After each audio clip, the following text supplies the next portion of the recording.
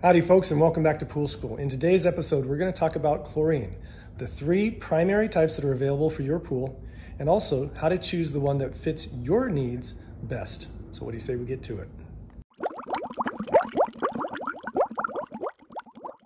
Okay, before we get started, I want to thank you once again for watching this video. Remind you to like it if you do, subscribe to my channel if you've not done so already, and please share my channel with everyone you know who owns a pool. Also, don't forget to check out my website, poolschooler.com. It'll come across the screen as always, poolschooler.com. It's loaded with more exclusive members-only content that will help you save even more money servicing your pool yourself. Okay, so like I said, there are 3 main types of chlorine available for residential pools.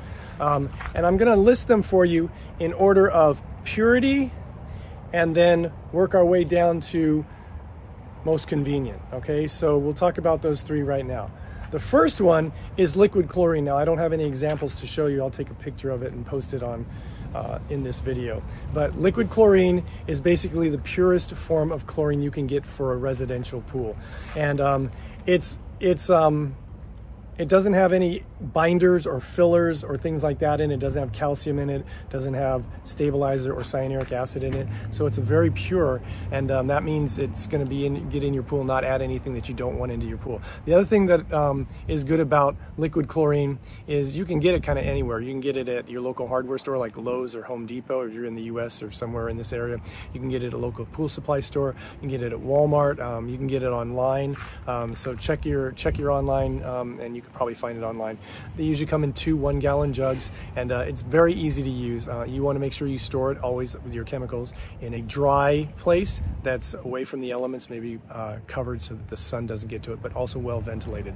So that's liquid chlorine. The good thing about liquid chlorine, you can pour it right into your pool, around the perimeter of your pool, and it distributes into your pool very, very quickly. Okay, that's the biggest thing about it. So if you're needing to raise the chlorine levels of your pool quickly, liquid chlorine is a really good way to do it, and I actually prefer using liquid chlorine to raise the chlorine levels in your pool quickly over shock, because the purity of liquid chlorine, and it gets into the pool system really quickly. Always a good idea when you add the liquid chlorine though on your daily maintenance is to make sure that your pump motor is running for a little bit, so it'll help distribute the chemical. Okay, the con to liquid chlorine is that you're going to have to test and add it much more frequently than something like granular or chlorine tablets. There you go, I gave away the next 2.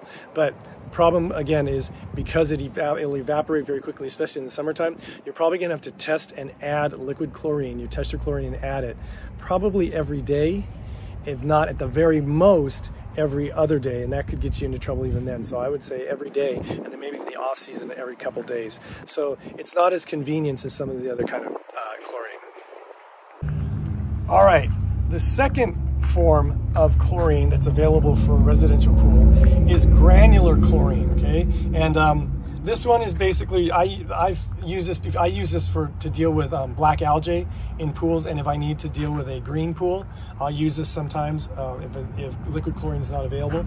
But you know, the active ingredient in this is trichlor, okay? So these are trichlor granules, and I want you to remember that word trichlor, because you'll see it in the tablets as well. The thing about granular chlorine, it's kind of in between chlorine tablets and liquid chlorine as far as its convenience and longevity. What that means is, whereas with liquid chlorine, you kind of have to test and add it every day. With granular chlorine, you can add it to your pool, sprinkle it around the perimeter of your pool. And again, it's always good to have the pump motor running when you distribute it to help mix the chemicals in.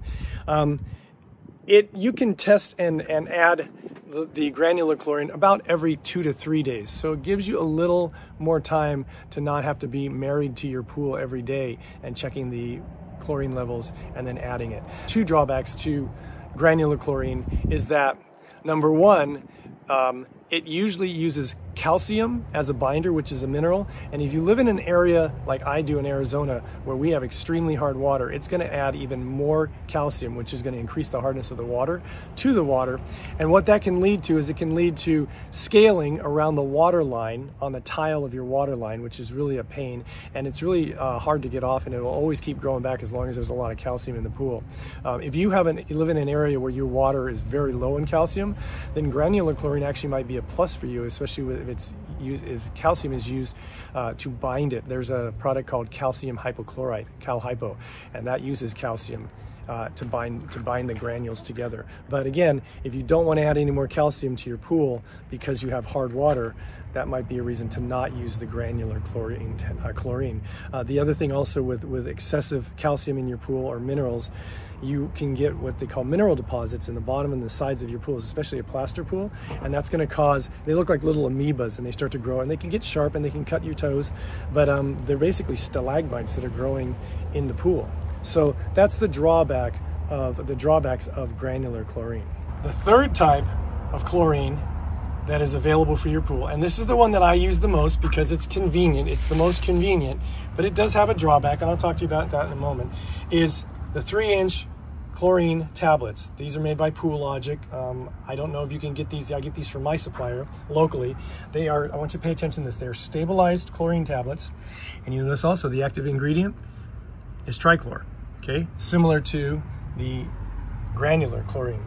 Now, the best thing I like about chlorine tablets, and most of the guys I know that do weekly pool service, is that they dissolve slower, so you don't have to add chlorine quite as often, which is why it's more convenient for us as pool service guys and gals that we can add it once a week and we're pretty much okay. If we were using liquid chlorine in a client's pool, we'd have to be there every day to test and add the chlorine. So it's a lot more inconvenient, and it'd be more expensive for the client themselves if we have to make a daily visit to their pool. A lot of resorts and things like that will use liquid chlorine because they have a staff that tests the chlorine levels multiple times during the day. So, but for me, I find that the chlorine tablets are the most convenient. And for most people that own pools, they're very convenient. Now, here's the big drawback of the chlorine tablets. They are stabilized. You notice it says stabilized chlorine. Sorry, folks, I had to come back inside because my phone was overheating. It's so hot out here in Arizona. It's about 112 degrees right now.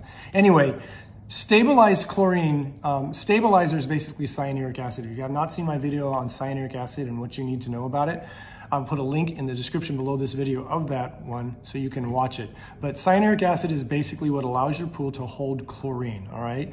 If there's too little of it, your pool will not hold chlorine. If there's too much of it, your pool will not hold chlorine. Typically, your ideal ranges are between 30 and 100 parts per million of stabilizer or cyanuric acid. So the chlorine tablets, when you're using chlorine tablets, it's going to add a small amount of cyanuric acid to your pool regularly. So what that means is eventually you're going to build up enough cyanuric acid, and if it's not diluting it like with fresh water, in Arizona our water dilutes pretty fast because we have a pretty fast evaporation rate in the summertime, so pools are constantly refilling with water, so that it kind of staves off how fast the accumulation of cyanuric acid is in pools in Arizona. So if you live in a really hot climate, it's not as huge a difference because it's going to slow the process down. But if you live in an area where you're using chlorine tablets and your evaporation rates are not that high, you might end up with a fairly rapid increase in cyanuric acid levels in your pool. Eventually, when they hit 200 or 300 parts per million, you're going to have to drain and refill your pool to dilute it and then do your startup chemicals at that point. So that is the big drawback to tablets. But for me, as a pool service professional and doing weekly service, it works best for me. And a lot of people tend to choose those, especially in hotter climates. So the big question is, how do you choose the one that's right for you? Well, really, there's two things to consider. One, what is your commitment level? How much time do you want to spend testing the chemistry and adding chemicals to your pool? If you don't mind doing it on a daily basis, then I would say liquid chlorine is the way to go. Now, another thing is, if you're not going to be around, like you take a lot of vacations or you travel a lot and you might have to skip days and things like that, liquid chlorine is probably not the one for you. But if you want really pure chlorine, you don't want to add a bunch of other stuff to your pool, and you're able to test your water and add liquid chlorine on a daily basis, then that's the way to go for sure. Now, if you want to not really go that way because you don't want to check every day, but you like to check every 2 or 3 days, and you don't really want the cyanuric acid, but you don't want to have to test every day, chances are the granular chlorine is best for you. One thing to note about granular chlorine though, if you have a fiberglass pool, or you have a pool with a vinyl liner, or you have a painted pool bottom, the granular chlorine will settle as you sprinkle it around the pool. It'll settle down in the bottom of the pool, and it could bleach the color of your pool. It could damage the liner of your pool. It could damage the fiberglass. So keep that in mind. If you're going to use granular chlorine, you don't want to use it on a pool surface like that.